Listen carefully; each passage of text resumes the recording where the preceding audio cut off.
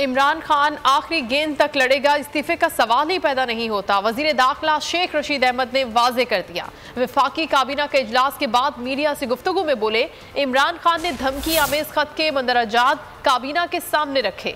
काबीना ने इमरान खान पर मुकम्मल एतमाद का इजहार कर दिया। मेमोगेट और गैर मुल्की सरमाए वाली अपोजिशन को कौम मुआफ नहीं करेगी। कौमी असम्बली का इन कैमरा इजलास बुलाने का इम्कान है। मुमकिन है वजीर आजम या शाह महमूद कुरैशी इजलास से खिताब करें।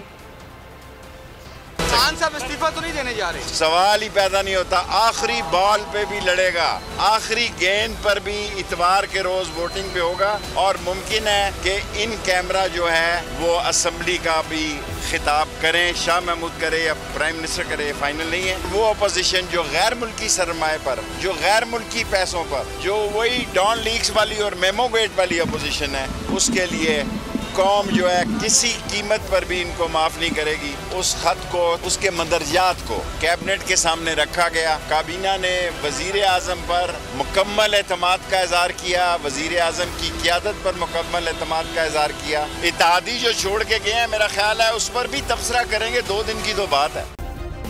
सब्सक्राइब करें और बेल दबाएं ताकि कोई खबर रह न जाए।